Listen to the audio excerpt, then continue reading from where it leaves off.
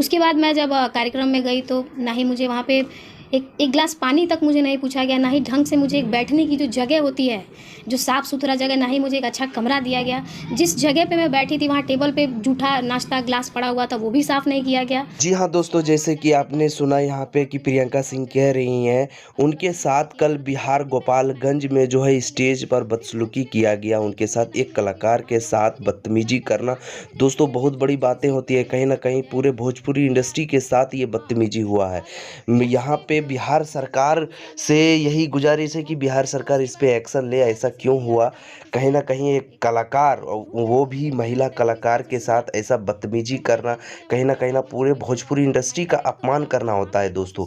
तो यहाँ पे दोस्तों आपका क्या राय है दोस्तों? आप हमें कमेंट करके ज़रूर बताइए दोस्तों कि आपका क्या राय है? जनता ही जनार्दन होती है, जनता ही भगवान होते हैं दोस्तों। एक कलाकार के लिए जनता बहुत मायने रखता है।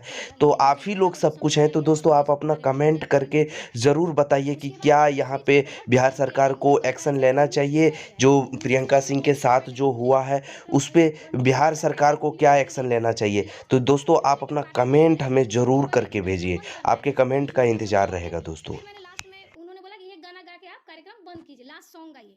जब पब्लिक उसमें एंजॉय कर रही थी, झूम रही थी, लोग डिमांड कर रहे थे, उस समय ये कहा गया कि कार्यक्रम बंद करना है। और तो मैंने बोला ठीक है, उन्होंने बोला एक गाना गाइए और उसका कार्यक्रम जी मैं बता रही हूँ आपको।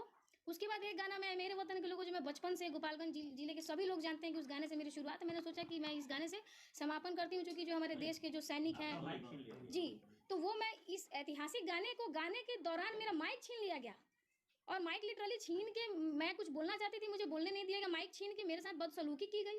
मैंने बोला कि भाई दो मतलब मैं रो के आई हूँ। कल मैं माता के दरबार में, माई के दरबार में एक बेटी कल रो के आई है, और इसका इंसाफ तो मैं माता रानी पे ही छोड़ती हूँ कि थावे वाली मैया जो इसका इंसाफ करे।